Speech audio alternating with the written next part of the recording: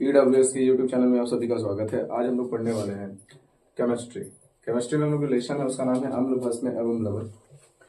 इसका पहला और दूसरा वीडियो नहीं बन पाया है, ये तीसरा है। ये किसी कारणवश अपलोड नहीं हुआ है, जिसमें हमने आपको बताया था कि अम्ल क्या होता है, भस्म क्या होता है, अम्ल को कैसे पहचानेंगे, भस्म को कैसे पहचानेंगे, सारी बातें आपको बता दिए थे कि नहीं बता दिए। आज हम लोग जो पढ़ने वाले हैं इसके फिर बाद में पढ़े थे हम लोग कि इसे देखा जाए कि नींबू में क्या होता है, कौन सा अम्ल पाया जाता है ना, टमाटर में कौन सा, सेब में कौन सा। जिस प्रकार से आपको बताया था कि सेब में पाया जाता है सिट्रिक अम्ल, है ना, इमली में पाया जाता है टार्टेरिक अम्ल, है ना।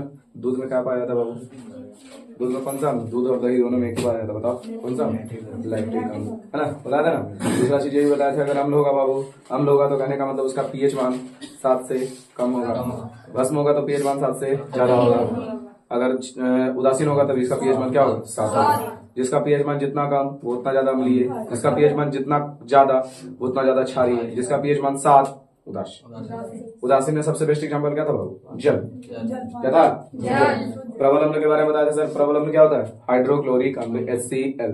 कहाँ से राबित होता है सर, तुम्हारे आमाशय से। कहाँ से राबित होता है, आमाशय से। क्या करता है वो, तो भोजन को अम्लीय बनाकर उसको पाचन करने में सहायता करता है, बताया था ना। फिर आपको और भी बताया था कि प्रबल अम्ल में 3 दे दिए थे ना। प्रबल अम्ल में देखो जैसे दिया हुआ है यहाँ पे भी HNO3H2SO4। H2SO4 को क्या बताया सर, बैटरी अम्ल, है ना। इसको बैटरी में प्रयोग किया जाता है, तनिव सल्फ्यूरिक अम्ल इसको कहते हैं, सल्फ्यूरिक एसिड, ठीक है ना। यहाँ पर देखो वो नाइट्रिक एसिड HNO3, ठीक है ना। यहाँ देखो नाइट्रिक एसिड HNO3 है, यहाँ पर देखो HNO4 होगा। तो HNO3 HNO4 में ज्यादा अंतर है, इसको पर ऑक्सी नाइट्रिक एसिड कहते हैं, पर ऑक्सी नाइट्रिक एसिड। ये केवल नाइट्रिक एसिड है, पर ऑक्सी नाइट्रिक एसिड है, क्योंकि 3 और 4 कहने का मतलब है एक OH जो है बढ़ गया, सॉरी ऑक्सीजन का मात्रा क्या हो गया, बढ़ गया। कितना बढ़ गया, 1। यहाँ 3 को था, यहाँ क्या होगा, ऑक्सीजन 4 होगा। दूसरी चीज यहाँ H लगा रहा पहले तो अम्ल होगा, अगर OH लगा रहेगा तो कुछ होगा, भस्म होगा। यानी हम आपको सबसे पहले बताए थे, सबसे पहले क्या बताए थे, अगर अम्ल देखा जाए तो अम्ल में बताए थे अगर H पहले हो, अगर H क्या हो, पहले हो, तो ये क्या हो जाएगा, अम्ल। अगर भस्म की बात की जाए, अगर केवल भस्म की बात की जाए तो भस्म क्या होगा, OH बाद में, यानी पीछे OH रहेगा तो क्या हो जाएगा, भस्म। भस्म को ही बोलते हैं छार, भस्म को क्या बोलते हैं, छार। बताया था ना। बोले थे, ये भी बताए थे कि लिटमस पेपर में अगर देखा जाए अम्ल जो है नीला, लिटमस पेपर को लाल कर देता है। फिर और भी बताया था बहुत सारी चीज की, अगर हल्दी में अम्ल डालेंगे तो क्या होगा, भस्म डालेंगे तो क्या होगा, बताया था ना ये सब चीज।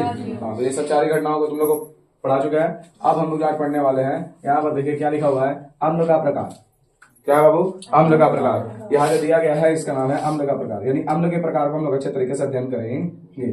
अम्ल का प्रकार होता क्या है, मतलब अम्ल का प्रकार हम लोग कितने प्रकार के अम्ल होते हैं उसको देखेंगे, लेकिन इसका कोई कंडीशन है, किसके आधार पर, तो यहाँ लिखा है बाबू सांद्रता के अनुसार, यानी कहने का मतलब H आयन के सांद्रता के अनुसार अम्ल का प्रकार। तो अम्ल कितने प्रकार का होता है बाबू, तो लिखा हुआ है बाबू इसके अनुसार अम्ल कितने प्रकार का होता है, 2 प्रकार। अम्ल कितने प्रकार का होगा, 2 प्रकार का। सबसे पहला अगर देखा जाए तो प्रबल अम्ल, दूसरा क्वेश्चन है बाबू प्रबल अम्ल कहने का मतलब शक्तिशाली। बताओ अगर अम्ल है तो अम्ल के पास है क्या, हाइड्रोजन है या हाइड्रोजन मतलब H है या OH है, अम्ल के पास H है, यानी त्याग क्या करेगा, H त्याग करेगा कि OH त्याग करेगा, H त्याग करेगा ना। यानी जितना ज्यादा H उतना ज्यादा प्रबल, जितना कम H उतना कम प्रबल होगा ना। तो कहने का मतलब दुर्बल, यानी 2 ही प्रकार का आदमी भी है दुनिया में, एगो प्रबल एगो दुर्बल। प्रबल है कि दुर्बल है, तो नहीं, अभी कुछ हो नहीं है ना प्रबल है ना दुर्बल। अभी सब क्या है बाबू, उदासीन है ना, उदासीन है, अभी कुछ नहीं है, तुम्हारे पास कोई पावर नहीं है। मम्मी पापा का खाता है ना, आपने तो कुछ है नहीं, तो इसको हासिल करना था ना, प्रबल और दुर्बल कहलाएगा। तो देखो अगर प्रबल अम्ल की बात की जाए तो हम क्या बताए आपको, प्रबल अम्ल में वैसा अम्ल जो, जैसे कहने का मतलब है कि प्रबल होगा कब, जब पूरे तरीके से घुल जाएगा। कहने का मतलब अगर चीनी को हम घोल रहे हैं पानी में, तो चीनी अगर पानी में पूरे तरीके से नहीं घुलेगा तो बताओ पानी अच्छा से मीठा होगा, शरबत मीठा होगा, नहीं होगा। यानी पूरा तरीका से घुलना चाहिए। अगर पूरे तरीके से घुल जाएगा तो ज्यादा मात्रा में मीठा होगा, कम घुलेगा तो कम मात्रा में मीठा होगा। तो अगर घुल करके बहुत ज्यादा मात्रा में H दे दे, बहुत ज्यादा मात्रा में H दे दे तो क्या हो जाएगा, वो प्रबल हो जाएगा। तो यहाँ पर लिखा हुआ बाबू, क्या लिखा हुआ है, वैसा अम्ल जो जल में पूर्णतः घुलकर, अगर पूरा घुलेगा तब, वैसा अम्ल जो जल में कैसे घुलेगा, पूर्णतः घुलकर काफी मात्रा में H पॉजिटिव आयन देता है, उसे हम क्या कहते हैं बाबू, प्रबल अम्ल, ठीक है ना। तो प्रबल अम्ल में देखो यहाँ पर दिखा गया है, आपको पता भी है कि HCl हाइड्रोक्लोरिक अम्ल, H2SO4 जिसको बोलते हैं सल्फ्यूरिक अम्ल, HNO3 जिसको बोलते हैं नाइट्रिक अम्ल, क्या बोलते हैं, नाइट्रिक अम्ल। यानी तीनों है जो बहुत ज्यादा एग्जाम्पल में अगर देखा जाए तो यही तीनों को ज्यादा पूछता है, तो ये तीनों आपका रहेगा। ऑप्शन में रहेगा बाबू ये तीनों में से कौन सा प्रबल अम्ल है, तो बोलेंगे तीनों है, ठीक है, तीनों क्या है, प्रबल अम्ल है ना। ये तीनों ऑप्शन में रहेगा ही रहेगा। ऐसे ज्यादा ऑप्शन में पूछता नहीं, प्रबल अम्ल का परिभाषा अगर देगा तो ऑप्शन में या संकेत में यही तीनों अम्ल दे रखा होगा। उसी प्रकार से हम दूसरा देखते हैं जिसका नाम है दुर्बल अम्ल। क्या है, इसका जस्ट उल्टा, यानी देखो वैसा अम्ल जो जल में पूर्णता नहीं घुलेगा। कैसा घुलेगा, आंशिक घुलेगा। कैसा घुलेगा, आंशिक। आंशिक माने आधा, आधा से भी ज्यादा घुल सकता है, पूरा नहीं घुलेगा। आंशिक रूप से घुलकर H पॉजिटिव आयन देता हो तो H पॉजिटिव ज्यादा देगा कि कम देगा, कम मात्रा में देगा। कम मात्रा में देगा ना, यानी बढ़िया से घुलेगा तो ज्यादा देगा और बढ़िया से नहीं घुलेगा तो कम देगा। यानी कम मात्रा में H पॉजिटिव आयन प्रदान करता हो उसे क्या कहते हैं बाबू, दुर्बल अम्ल कहते हैं। फॉर्मूला देखो H2CO3, इसको क्या बोलते बोलो, हाइड्रोक्लोरिक अम्ल होगा। हाइड्रोक्लोरिक अम्ल होगा, बोले जल्दी जल्दी, याद नहीं है ना। अच्छा इसको बोलो, ये क्या है, H3VO3, बोलो क्या है, इसको बोरिक अम्ल बोलते हैं। याद नहीं आ रहा कुछ, ये क्या है, CH3COOH। ये दोनों आपको हम बता दे रहे बाबू कि दोनों लास्ट तक इसको हम सुन लेंगे, हम पढ़ाए हैं। इसका ये मतलब नहीं कि घर जाकर सुतल है, इसका सबको हम लिख के लिख दिए थे ना। H3VO3 इसको बोलते हैं बोरिक अम्ल। ये भी आपका H2CO3, देखो लग रहा है वैसे ही, नहीं लग रहा है, इसको बोलते हैं कार्बोनिक अम्ल, इसको बोलते हैं बोरिक अम्ल, इसको बोलते हैं सल्फ्यूरिक अम्ल। अरे सल्फ्यूरिक अम्ल यहाँ है, इसको बोलते हैं, जल्दी बोलो, एसिटिक अम्ल। याद आ रहा कुछ, बुलाया रहता साहब, हम बोलते हैं एसिटिक अम्ल। कहाँ पाया जाता है, सिरका में। कहाँ पाया जाता है, नहीं याद आ रहा कुछ, बुलाया जाता है सब एक के दिन में, इसको बोलते हैं सिरका में पाया जाता है। अब देखो भस्म का प्रकार, जिस प्रकार हम लोग अम्ल का प्रकार देखें उसी प्रकार हम लोग भस्म का प्रकार देखेंगे। किसके आधार पर, भस्म की प्रबलता के अनुसार। तो इसे भी दो भागों में बांटा गया है। सबसे पहले हो जाएगा प्रबल भस्म, दूसरा हो जाएगा दुर्बल भस्म। तो बताओ भस्म के पास क्या है, H है कि OH है, OH है जी। भस्म के पास क्या है, OH है। अगर भस्म के पास OH है तो ज्यादा मात्रा में OH देगा, कम मात्रा में OH देगा तो दुर्बल हो जाएगा, ज्यादा मात्रा में OH देगा तो प्रबल हो जाएगा। बस वैसा ही है। वैसा भस्म जो जल में पूर्णता घुलकर अधिक मात्रा में OH आयन देता है उसे क्या बोलते हैं हम लोग, प्रबल भस्म बोलेंगे। भस्म जो जल में आंशिक रूप से घुल करके कम मात्रा में OH आयन देता हो, यानी ज्यादा निकालेगा तो प्रबल और कम निकालेगा तो दुर्बल। और वैसे भी इसके पास OH है तो OH ही निकालेगा। अगर H था तो देखो अम्ल निकाला, H ज्यादा तो प्रबल अम्ल हो गया, कम H निकाला तो दुर्बल अम्ल हो गया। दूसरा OH ज्यादा निकाल देगा, प्रबल भस्म हो जाएगा, और कम OH निकालेगा तो दुर्बल हो जाएगा। फर्क इतना ही, ठीक है।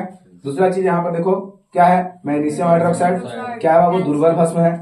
फिर कैल्शियम हाइड्रोक्साइड दुर्बल भस्म है। ये क्या बोलो, अमोनियम हाइड्रोक्साइड, तो ये क्या है, दुर्बल भस्म। दूसरी चीज मैग्नीशियम हाइड्रोक्साइड के एंटासिड के रूप में उपयोग करते हैं, एंटासिड, ठीक है। इसी का नाम है बाबू जिसको बोलते हैं मिल्क ऑफ मैग्नीशिया। क्वेश्चन आता है मिल्क ऑफ मैग्नीशिया का सूत्र बताइए, तो बोलते एंटासिड के रूप में इसको उपयोग करते हैं। क्वेश्चन आ जाएगा MgOH हमारा क्या है, MgOH का होल ट्वाइस, ठीक है ना। इसका हम बोलते हैं बाबू यूज कहाँ करते हैं, एंटासिड के रूप में यूज करते हैं। इसी का नाम है, इसी को बोलते हैं हम लोग मिल्क ऑफ मैग्नीशिया। दूसरा चीज यहाँ पर देखो, अगर ये प्रबल दुर्बल की बात करें तो दुर्बल में आपके इतने सारे ऑप्शंस रहेंगे जिसको आप अच्छे तरीके से डील कर सकते हो। आगे देखते हैं बाबू प्रबल भस्म। प्रबल भस्म में आप देखिए यहाँ पर सोडियम हाइड्रोक्साइड ये प्रबल है, आपको पहले ही बता चुके हैं। पोटेशियम हाइड्रोक्साइड प्रबल है, लिथियम हाइड्रोक्साइड ये क्या है, प्रबल। तो प्रबल भस्म में अगर देखा जाए तो ये तीन नाम आपको बहुत बेहतरीन तरीके से नजर आएंगे, जिसको आप यहाँ पे टिक कर सकते हो। अगर ऑप्शन में रहा तो क्वेश्चन में आ जाएगा कि प्रबल भस्म कौन कौन से है सर, तो प्रबल भस्म में अगर रहेगा तो इतने सारे ऑप्शन में कोई भी ऑप्शन रहेगा तो उसको आपको टिक करना है, ठीक है। और इतने ही सारे ऑप्शन में से रहेंगे जो आपको मिलेगा, इससे बाहर क्वेश्चन में नहीं रहेगा। अगर ऑब्जेक्टिव दे दे और क्वेश्चन कहते कि प्रबल भस्म में टिक लगाई, तो प्रबल भस्म में यही तीन ऑप्शन में से कोई ऑप्शन उठा के दे देगा। दुर्बल में यही तीनों में से कोई ऑप्शन उठा के दे देगा, एकदम 110%, इसका एकदम गारंटी है, क्योंकि यही ज्यादातर क्वेश्चन बार बार रिपीट होते रहता है। दूसरा चीज बोलेगा मिल्क ऑफ मैग्नीशिया का सूत्र, तो ये लगा दीजिएगा MgOH का होल ट्वाइस। कोई दिक्कत, इसको होल ट्वाइस कहते हैं, होल ट्वाइस। स्क्वायर ऊपर लगता है, ठीक है ना, स्क्वायर मत बोल, होल स्क्वायर है ना। मैथ नहीं पढ़ रहे हम, आप देखो नोट पॉइंट में थोड़ा याद रख लिया। जो भस्म जल में घुलनशील होता है, पहले ही बता चुके, उसे क्षार कहते हैं या फिर उसे भस्म कहते हैं। यानी क्वेश्चन में भी आएगा कि जो भस्म जल में घुलनशील होता है, यहाँ पर क्या है, जो भस्म जल में घुलनशील होता है, ठीक है, जो भस्म जल में घुलनशील होता है उसे क्या कहते हैं लोग, क्षार। जो भस्म जल में घुलनशील होगा उसे क्या कहेंगे, क्षार। जल में घुलेगा वही क्षार कहलाएगा, जल में घुलेगा वही क्षार कहलाएगा, नहीं घुलेगा तो क्षार नहीं कहलाएगा। ये नोट पॉइंट है, बहुत बड़ा पॉइंट यहाँ पर लिखा दे।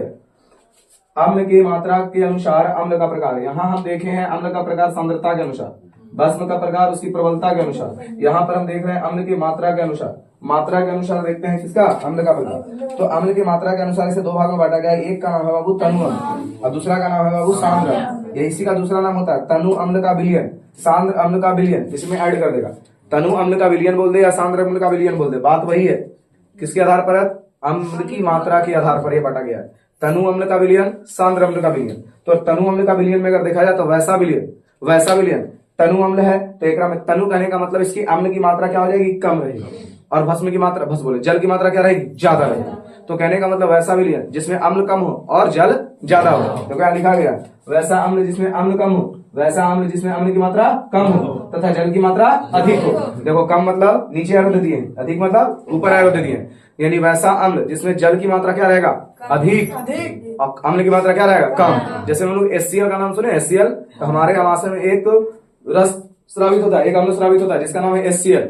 उसमें 1% अम्ल होता है। कितना परसेंट, यानी जब घुलता है तो हमारे आमाशय में कितना परसेंट अम्ल होता है, 1%। वो क्या कर देता है, भोजन को पाचन करने में मदद करता है। अगर रस बढ़ जाएगा तो दिक्कत हो जाएगा, ठीक है ना, और रस बढ़ जाएगा तो दिक्कत हो जाएगा। जब बढ़ता है ना तो क्या खाते हैं पता है, बढ़ता है तो खाने वाला सोडा ढुका देता है ना, याद आ रहा है कुछ, अरे खाने वाला सोडा का नाम सुना है ना, हाँ, तो खाते हैं ना, काहे खाते हैं कि अम्ल की मात्रा बढ़ गई है पेट में, जिसको बोलते हैं एसिडिटी, सुना है एसिडिटी, इनो पी जाता है, पीता है ना, तो उसकी मात्रा बढ़ जाती है, तो बढ़ जाती है तो उसको कमाने के लिए, यानी कहने का मतलब 1% से ज्यादा होगा फिर भी दिक्कत है।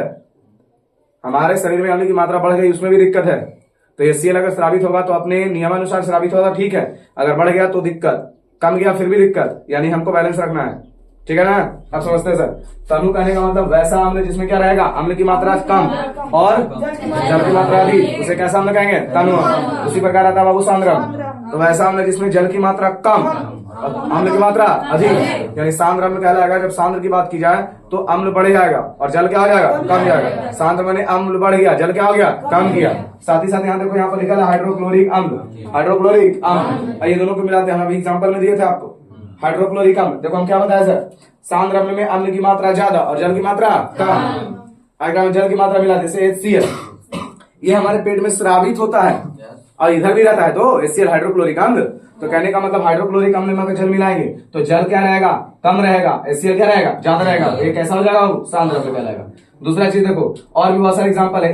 HNO4 क्या बताए थे इसको, बोलो, अभी बताए थे, अमोनियम परऑक्साइड। अब यहाँ पर ध्यान देना, थोड़ा सा यहाँ पर ध्यान देना कि यहाँ पर NH4 लिखा हुआ है, H2SO4 लिखा हुआ है, जिसको सल्फ्यूरिक अम्ल बोलते हैं, CH3COO जिसको बोलते हैं क्या बोलते, एसिडिक अम्ल, जो सिरका में पाया जाता है। साथ ही साथ अगर देखा जाए तो ये जो तीनों आपको नजर आ रहे हैं, इसको जल की जरूरत नहीं होती है, ये जल में नहीं घुलता है।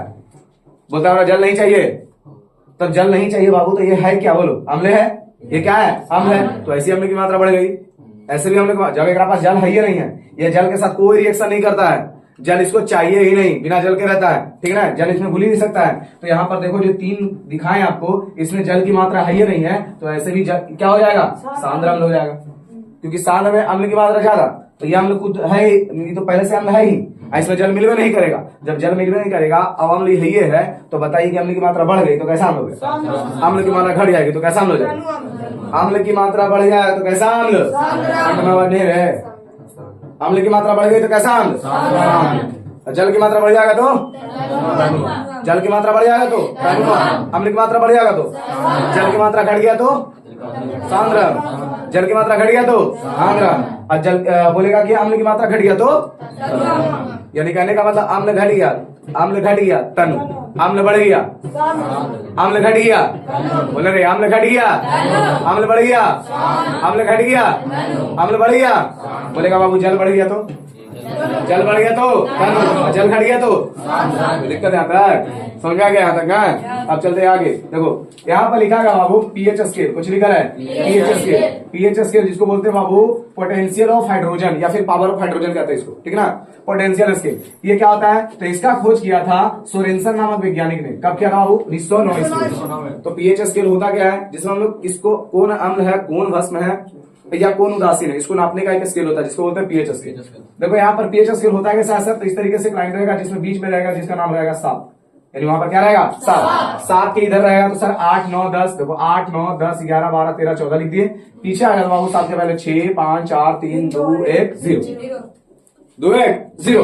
अगर देखा जाए बाबू अगर 7 रहे, तो उसको हम बोलेंगे उदासीन। कहने का मतलब यहाँ पर रख किसको सकते हैं, तो जल। किसको रख सकते हैं, जल। तो जल को हम यहाँ पर चिपका सकते हैं जिसका मान उदासीन होता है, जिसका पीएच मान 7 होता है, वो उदासीन होता है। अगर मान लेते हैं कि 7 से इधर चल जाए, 7 से इधर चल जाए, तो ये कहलाएगा बाबू भस्म। क्या कहलाएगा, ठीक है ना, ये क्या कहलाएगा, भस्म। ये क्षारीय होता है। कैसा होता है, क्षारीय होता है। अब देखो ध्यान से, इसकी क्षारीयता बढ़ती चली जाती है। अगर 8 रहेगा तो उसकी क्षारीयता 9 रहेगा, यानी कहने का मतलब उसकी क्षारीयता बढ़ गई। 10 रहेगा तो इससे बढ़ गई, 11 रहेगा तो इससे बढ़ गई, 12 रहेगा तो इससे बढ़ गई। कहने का मतलब है कि देखा जाए, ठीक है ना, यानी 8 से बड़ा कौन, 9, 9 से बड़ा कौन, 10, 10 से बड़ा 11, 11 से बड़ा 12 से बड़ा 13, 13 से बड़ा 14। क्या बढ़ क्या रहा है, तो भास्म बढ़ रहा है, मतलब क्षारीयता उसकी बढ़ती चली जा रही है। अगर 7 से पीछे आ जाए, तो 7 से अगर पीछे आ जाएंगे, अगर 6 पर रहेंगे, तो इसकी अम्लता क्या है, कम है कि ज्यादा है, अभी सबसे कम है ही। उसके बाद बढ़ गया, उसके बाद बढ़ गया, उसके बाद बढ़ गया, उसके बाद बढ़ गया। कहने का मतलब ये बड़ा है, 6 से 5 बड़ा है, 5 से 4 बड़ा है, 4 से 3, 3 से 2, 2 से 1, 1 से 0। कहने का मतलब है कि अगर देखा जाए कि 6 की अम्लता 5 से ज्यादा है, नहीं सर, 5 की अम्लता 6 से ज्यादा है, 4 की अम्लता 5 से ज्यादा है, 5 से नहीं, 6 5 दोनों से ज्यादा है। समझा रहा ना, मान लो 14 की 6 लेता, 8 9 10 11 12, यानी उसके पीछे जितने हैं सबसे ज्यादा। तो दिक्कत, यानी सबसे प्रबल अम्ल कौन सा होगा बाबू, जिसका पीएच मान क्या होगा, 1 या उससे कम, ठीक है। यानी अगर 7 से इधर आएंगे तो उसकी अम्लीयता बढ़ती जाएगी, अगर 7 से उधर जाएंगे तो उसकी क्षारीयता बढ़ती जाएगी। कोई दिक्कत, यहाँ तक क्लियर है ना। पीएच को क्या बोलते हैं बाबू, जिसको बोलते हैं पोटेंशियल ऑफ हाइड्रोजन, या इसको बोलते हैं पावर ऑफ हाइड्रोजन। ज्यादातर आपको यही मिलेगा, पोटेंशियल ऑफ हाइड्रोजन, ठीक है ना। पीएच इसका निकालते कैसे, तो इसका सूत्र होता है ऋणात्मक यानी माइनस लॉग, इसको बोलते हैं सांद्रता, है ना, इसको क्या बोलते हैं, सांद्रता, H पॉजिटिव, ठीक है ना। देखो माइनस को क्या बोलते हैं बाबू, ऋणात्मक, ठीक है। लॉग को बोलते हैं लघु गुणक, ठीक है। H पॉजिटिव बोलते हैं हाइड्रोजन आयन। आइए जो ब्रैकेट में घेरा हुआ है इसको बोलते हैं सांद्रता। इसी से इसका निकाल देंगे परिभाषा। देखो परिभाषा क्या होता है, किसी भी विलयन का पीएच मान, किसी भी विलयन का पीएच मान उसमें उपस्थित हाइड्रोजन आयन, उसमें उपस्थित हाइड्रोजन आयन के सांद्रता के लघु गुणक, ये देखो लघु गुणक के ऋणात्मक मान के बराबर होता है। अब समझ में गया, क्या बोले, किसी भी विलयन का पीएच मान, किसी भी विलयन का पीएच मान, किसी भी विलयन का पीएच मान, उसके उपस्थित हाइड्रोजन आयन उसका क्या बाबू, बगल में सांद्रता के लघु गुणक के कौन मान, ऋणात्मक मान के बराबर होता है। बात समझ में गया, नहीं सर, ये फॉर्मूले से इसका परिभाषा लिखा हुआ है। अब समझते बाबू, जल का पीएच मान कितना होता है बाबू, जल का पीएच बोलते हैं, जल का यहाँ पर देखो, जल का हाइड्रोजन आयन कितना होता है बाबू, 10 के पावर माइनस का 7। इस तरीके से हम लोग यहाँ पर कंसीडर करेंगे। साथ ही देखो जो ज्यादा यूज होने वाला है, जल का ऐसा पीएच मान कितना होता है, 7, लेकिन हाइड्रोजन आयन कितना होता है, यानी जल के हाइड्रोजन की सांद्रता कितनी होती है, 10 के पावर माइनस 7। दैनिक जीवन में पीएच का महत्व, कहने का मतलब है कि जो डेली हम लोग पीएच का मतलब यूज कहां पर होता है, क्या महत्व है पीएच का, इसको हम लोग सीखते हैं।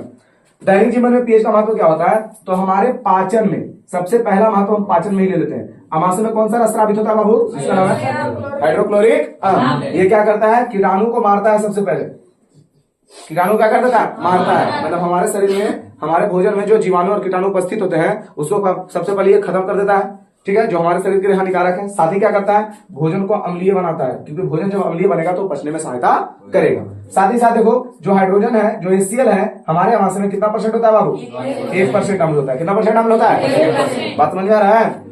अब जब 1% अम्ल है तो ये तनु है या सांद्र है, तो हमारे अमाशय में जो HCl पाया जाता है वो तनु है, क्योंकि अम्ल की मात्रा कम है तो तनु, अम्ल की मात्रा बढ़ गई तो सांद्र। दिक्कत, यहाँ तक दिक्कत नहीं होना चाहिए बाबू। फिर देखो दूसरे में अगर देखा जाए तो दांत, क्या है, दांत का जो पीएच, दांत में जो अम्लता होती है 5.5 होना चाहिए, 5.5 होना चाहिए, 5.5 से कम नहीं होना चाहिए। यानी अगर 5.5 यानी कहने का मतलब 7 के तरफ, 7 से पहले नहीं, यानी 5.5 से अगर कम हो गया तो हमारे दांत के ऊपर एक परत है, बहुत कठोर परत, जिसका नाम है इनामेल, ठीक है ना। इनामेल सबसे कठोर परत है दांत के ऊपर, उसको क्या कर देता है, अगर अम्ल होता है तो उसको क्या कर देता है, सड़ाना चालू कर देता है और हमारा दांत टूटना स्टार्ट हो जाता है। जब हम लोग बहुत ज्यादा मीठा खा लेते हैं ना, तो मीठा खा लेते हैं तो इससे रिएक्शन होता है बाबू। अब ध्यान देना, अम्ल का पीएच मान कितना होना चाहिए, अम्ल का मतलब दांत पर उपस्थित जो अम्ल है उसका पीएच मान कितना होना चाहिए, उससे कम होगा तो दिक्कत हो जाएगा, ज्यादा होगा तो दिक्कत नहीं होगा, लेकिन कम होगा तो दिक्कत होगा। अब कम होगा कैसे, मीठा खा लेंगे तो अम्लता कम जाएगा ना, तो कम हो जाएगा। तो बताओ, अब यहाँ पर ध्यान देना, मीठा है, क्या है बाबू, मीठा है, तो मीठा को हम खा लिए तो मीठा में उपस्थित क्या रहता है? जीवाणु। उससे रिएक्शन कर लेता है, रिएक्शन करके क्या बना देता है? अम्ल। क्या बनाता है? अम्ल। अब जब अगर अम्ल बना दिया तो अम्ल क्या करता है? सड़ाने का काम करेगा ना। तो उसमें उपस्थित जो डेंटल मतलब जो हमारा दांत है उसके उपस्थित जो इनामेल परत है उसको क्या कर देता है? खोखला कर देता है, खराब करना चालू कर देता है। और जब खराब करना चालू कर देता है तो दांत टूटना स्टार्ट हो जाता है। ठीक है ना। तो ज्यादा मिठाई उठाई मत ठकेलो, ठीक है। मीठा खा लिया, अगर खाइयो लिया ना, अगर खा लिया है तो बढ़िया से ब्रश उरस कर लो ताकि साफ सुथरा करके। इना खाओ सुत जाओ, रात भर छुट्टी उट्टी मुंह में लग जाता तुरंत। फुचका खा के तो सुतिए जाओ थी। अब तीसरा मांसपेशी हमारे शरीर में मतलब कहने का मतलब यह मांसपेशियां हैं। तो मांसपेशियों में कभी कभी क्या होता है? यहाँ दर्द हो जाएगा तो कभी यहाँ दर्द, बहुत ज्यादा काम कर लेते हैं तो कभी शरीर में दर्द हो जाता है। यानी जोन भाग से ज्यादा काम होता है वो शरीर में दर्द हो जाता है। जैसे हाथ से ज्यादा काम हो गया तो हाथ में यहाँ दर्द हो जाएगा। पैर से ज्यादा काम हो, कभी कभी मान ले तो उठा बैठी करवा दिए तो क्या होता? पैर में दर्द हो जाएगा। काम कहाँ से कर रहे हैं? पैर में दर्द, यानी ये वाला आपका जांघ धर जाएगा, है ना। ये थाई आपको दर्द करने लगेगा। काम क्या कर रहे हैं? उठा बैठी का काम कर रहे हैं। यहाँ मांसपेशियां खींच रही है बार बार। होता क्यों है सर? तो क्या करता है कि बार बार इससे जब हम काम ले रहे हैं तो क्या होता है पता है? इसमें उपस्थित रहता है ऑक्सीजन। यानी ऑक्सीजन की आपूर्ति जब मतलब सही ढंग से नहीं हो पाता है। अब बताओ कि ऑक्सीजन की आपूर्ति सही ढंग से नहीं होगा तो C6H12O6 कहने का मतलब ग्लूकोज का जलन नहीं होगा, नहीं ग्लूकोज जलेगा नहीं। और जब ग्लूकोज नहीं जलेगा तो हमारे शरीर में एनर्जी कहां से आएगा? या ग्लूकोज को जलाने के लिए, अरे ग्लूकोज हमारे शरीर में ग्लूकोज ही नहीं जलता है तो हमको एनर्जी मिलता है। तो ग्लूकोज को जलाने के लिए ऑक्सीजन उत्तरदायी है। अब वहां पर ग्लूकोज है लेकिन ऑक्सीजन उसको परमात्रा में नहीं मिल पा रहा है, जिसके कारण वो जलेगा नहीं तो क्या हो जाएगा? ऑक्सीजन की कमी। और जब ऑक्सीजन की कमी होगा तो यहाँ अम्ल एकत्रित होता है जिसका नाम है लैक्टिक अम्ल। अब लैक्टिक अम्ल जाकर वहां पर उपस्थित हो जाता है और उसी कारण से हम शरीर में थकावट उत्पन्न हो जाती है, लगता है कि बहुत ज्यादा तकलीफ हो रहा है, दर्द हो रहा है, ये सब बहुत सारी बातें हो जाती है। समझ में आया? तो मांसपेशियों में होता है, तो देखो पीएच का महत्व है ना मांसपेशियों में। तो मांसपेशी में थकावट उत्पन्न होता है, क्या होता है बाबू? कौन सा अम्ल के कारण? लैक्टिक अम्ल। यानी लैक्टिक अम्ल वहां जाके क्या हो जाता है? जमता है, जमा हो जाता है। किसकी कमी के कारण? ऑक्सीजन की कमी के कारण। कभी कभी हम लोग बहुत ज्यादा दौड़ने लगते हैं, दौड़ते तो हाफने लगते हैं। तो हाफते हैं क्यों? ऑक्सीजन कम जाता है हमारे, मतलब ऑक्सीजन की आपूर्ति कम रही है। हम लोग शांति से खड़ा है तो काहे नहीं है? क्योंकि ऑक्सीजन हमको जितना चाहिए उतना मिल रहा है। अब दौड़ने लगेंगे, ऑक्सीजन ज्यादा चाहिए, अब मिल नहीं रहा है, मतलब अंदर उसको जा नहीं पा रहा है, तो हाफने लगेंगे, वही काम है। अब देखो मिट्टी, अगर मिट्टी की अम्लता बढ़ जाएगी ना बाबू, मिट्टी है जो है उसकी अम्लता बढ़ा देंगे। देखो अम्लता उसकी बढ़ जाएगी। अगर मिट्टी की अम्लता बढ़ गई तो क्या होगा? उसमें उपस्थित जो भी है मतलब जीवाणु वो मरना स्टार्ट हो जाएगा। क्योंकि मिट्टी को उर्वरा कौन बनाता है? जीवाणु। मतलब उसमें केचुआ वगैरह जो है अम्लता बढ़ा देंगे तो क्या हो जाएगा? मरने लगेगा। उसकी क्षारीयता बढ़ाने के लिए उसमें चूना मिला देते हैं। क्या मिला देते हैं? चूना इसे मिला देते हैं, उसकी क्षारीयता बढ़ जाती है और हमारा मिट्टी का हो जाता है उपजाऊ हो जाता है। समझ में आया? अब देखो बर्तन सुना होगा, बिम्बार, नींबू की शक्ति सुना है? बड़ी प्रचार देखा हो ना, तो प्रचार में बोलता है बिम्बार नींबू की शक्ति, और देता है पूरा ऐसे, खाली संग ऐसे रहता है, पूरा चमक जाता है बर्तन में। तो कहने का मतलब नींबू की शक्ति। तो नींबू क्या है? नींबू अम्ल है कि भस्म है? अम्ल है। तो क्या करेगा? जो भी हमारे मतलब बर्तन में जो भी दाग वगैरह लग जाते हैं तो वो नींबू क्या कर देता है? उसको छुड़ा देता है। तो नींबू हमारा अम्ल है। तो कहने का मतलब बर्तनों में उपस्थित दाग धब्बे को छुड़ाने के लिए भी हम लोग क्या करते हैं? पीएच का मतलब किसी भी अम्ल का प्रयोग करते हैं। तो अम्ल का प्रयोग कैसे किए? पीएच का मान पता करने के लिए ना, मतलब कहेंगे कि अम्ल है कि नहीं है, तो पीएच का महत्व है कि नहीं है? पीएच का महत्व है कि नहीं है? अम्ल को पहचानने के लिए, भस्म को पहचानने के लिए पीएच का महत्व है ना। इतना सारा चीज जो हम लोग देखें पीएच का महत्व है बाबू। कोई दिक्कत है तक? ये हम लोग समझ गया, पीएच का महत्व समझ लिए, साथ ही साथ पीएच का परिभाषा समझ लिए, पीएच स्केल होता क्या वो समझ लिए। फिर बताएं बाबू अम्ल का प्रकार, सांद्रता के आधार पर 2 गो, प्रबल और दुर्बल। फिर भस्म का प्रकार बताएं, प्रबलता के आधार पर 2 गो, प्रबल और दुर्बल। फिर बताएं अम्ल का प्रकार किसके आधार पर बाबू? तो अम्ल की मात्रा के आधार पर, यानी कि अम्ल की मात्रा कम जाएगा तो क्या होगा? कौन सा अम्ल उसको कहेंगे? बढ़ जाएगा तो कौन सा अम्ल कहेंगे? सारी घटनाओं को आज हम लोग देख लिए। पिछले क्लास में हम लोग देखेंगे अब इससे आगे। कोई दिक्कत? नोट करो, अब पढ़ो थोड़ा ढंग से, ठीक है?